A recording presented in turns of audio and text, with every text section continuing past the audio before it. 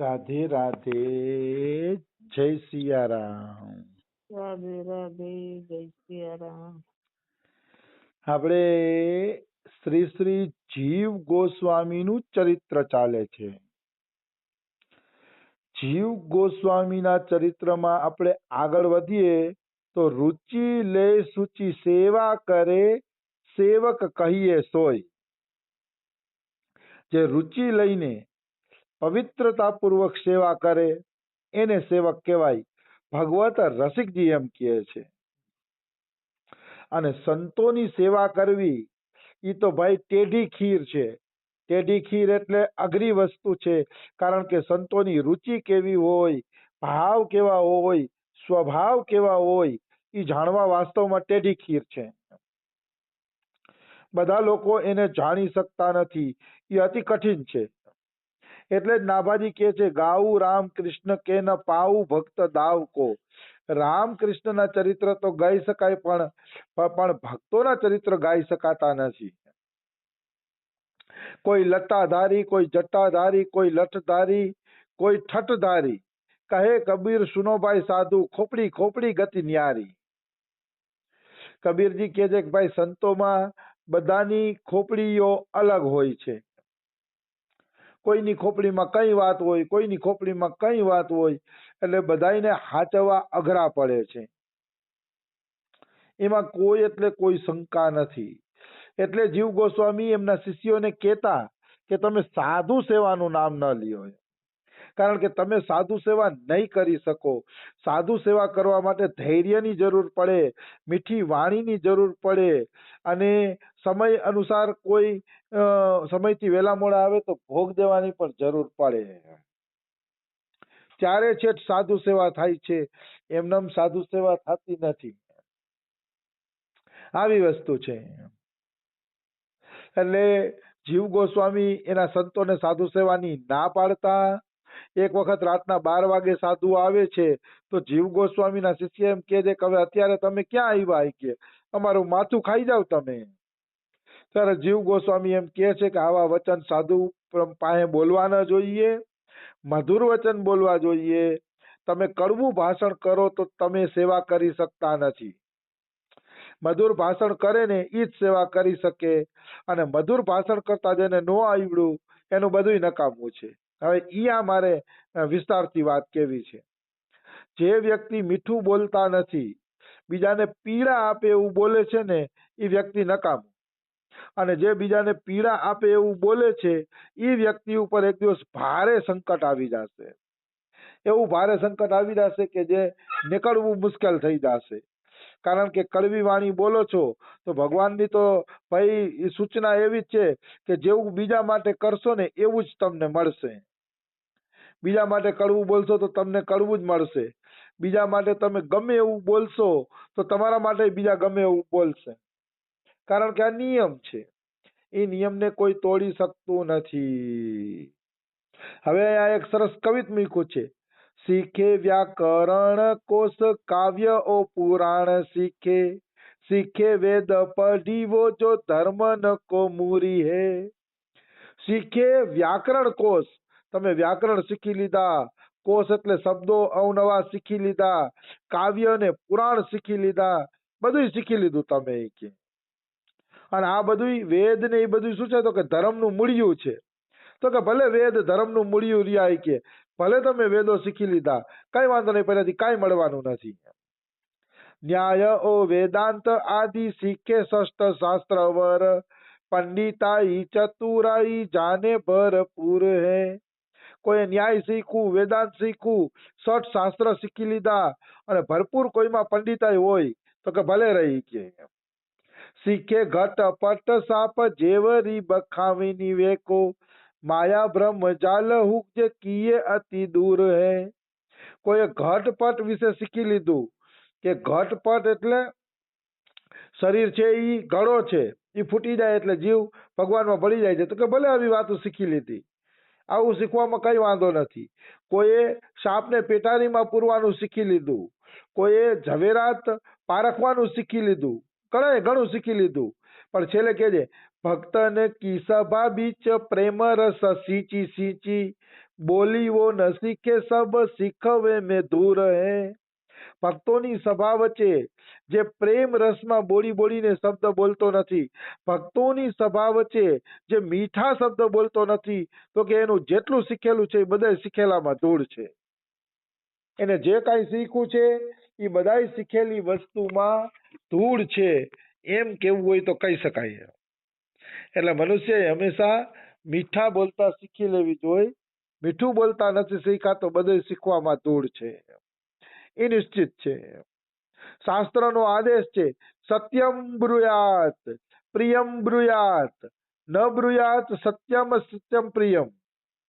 સત્યમ બ્રુયાત એટલે સત્ય બોલો, પણ સત્ય કેવું બોલો? પ્રિયમ બ્રુયાત, પ્રિય બોલો, અને અપ્રિય સત્ય પણ બોલો નહીં.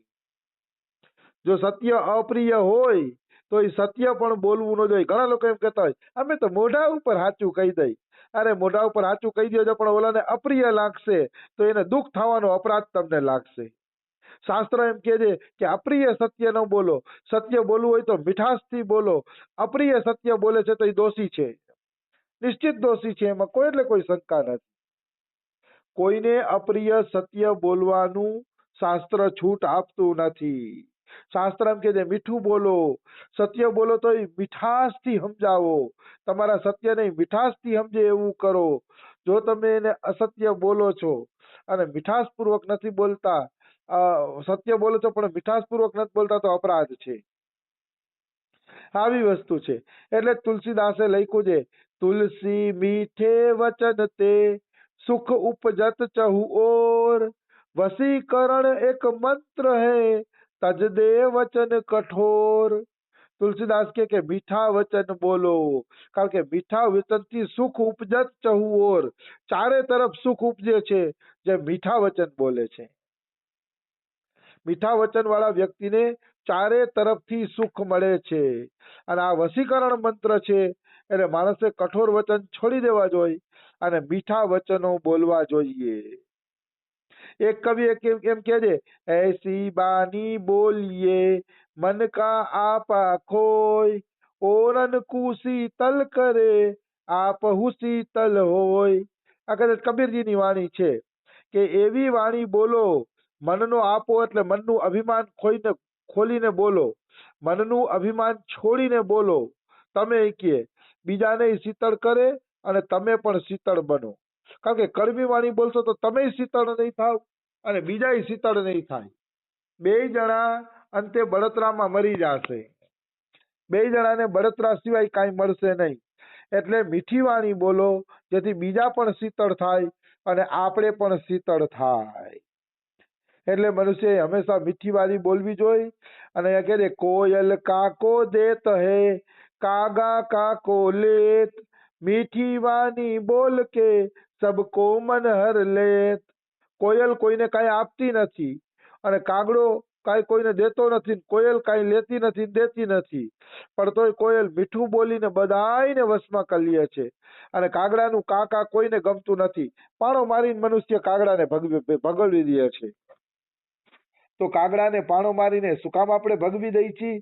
એટલા માટે કે એની કાકા વાણી કોઈને ગમતી નથી.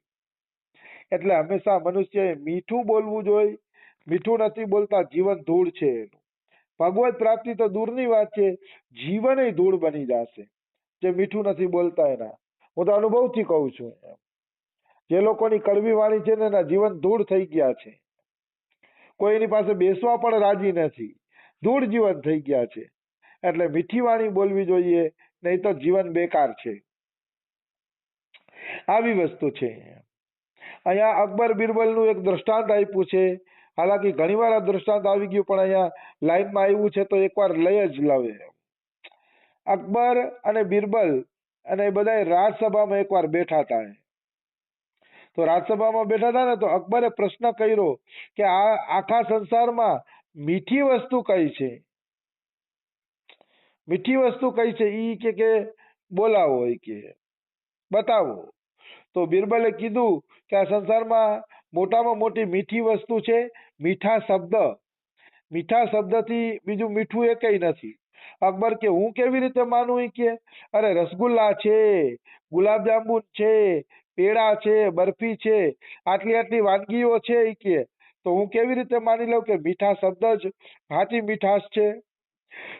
ત્યારે બિરબલે કીધું કે રાજા, સમય આવશે ને ત્યારે હું તમને બતાવી દઈશ, અત્યારે હું બતાવી શકું એમ નથી, પણ સમય આવી હું તમને બતાવી દઈશ કે મીઠા શબ્દ જ બધાયથી વધુ મીઠી વસ્તુ છે, બાકી બધું બેકાર છે. પછી આને 5-6 મહિના વયા ગયા. 5-6 મહિના વયા ગયા એટલે બિરબલે અકબરની બેનને જમવા બોલાવ્યા કે તમે આવો અમારા ઘરે જમવા માટે. એટલે અકબરની બેન પ્રસન્ન થઈ ગઈ કે વાહ, આજ તો બિરબલ જમાડશે મને. એટલે એ બેન બિરબલના ઘરે જમવા ગઈ અને આને પણ 56 ભોગ બનાવ્યા હતા. એક એક થી ચડિયાતા પકવાન બનાવ્યા હતા. એક એક થી કોઈ એનો હિસાબ નહીં એવા પકવાનો બનાવ્યા. અને એ પકવાનો એની બેનને જમાડતા હતા. જમાડતા જમાડતા એની બેનનું પેટ ભરાવા આવ્યું ને, અકબરની બેનનું, ત્યારે કાંઈક એને મીઠી વસ્તુ પીરસી. તો અકબરની બેન એમ કે બસ બસ બસ, હવે હું નહીં ખાઈ શકું હો. તો બિરબલ કહે ખાઈ લ્યો, તમારા ખસમે પણ આવું કોઈ દી નહીં ખવડાવ્યું હોય. ખસમ એટલે પતિ, મતલબ તમારા પતિએ પણ કોઈ દી આવું નહીં ખવડાવ્યું હોય. ખાઈ લ્યો એ કે જમી લ્યો. એટલે આની બેનને ક્રોધ આવ્યો કે અરે આ તો મારા પતિનું નામ લે છે, ખસમનું નામ લે છે. એટલે એને અકબરને ફરિયાદ કરી કે બિરબલને ફાંસીના મારડે ચડાવી દો. કે મને કે મારા ખસમનું નામ લે છે. કે અકબરે બિરબલને બોલાવ્યા અને કીધું તે મારી બેનનું અપમાન કર્યું? કે બોલ શું કામ અપમાન કર્યું? કે સાચું બતાવ તું. કે તો કે મહારાજ મેં કાંઈ અપમાન કર્યું નથી. કે મેં તો એને ખૂબ ભાવથી જમાડ્યા, પૂછો તમે.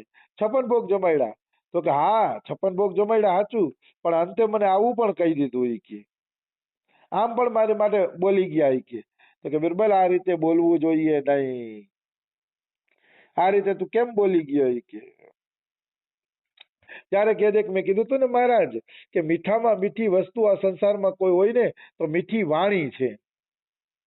મીઠી વાણીથી મીઠી વસ્તુ બીજી એકેય નથી. કે મેં તમને કીધું તું ને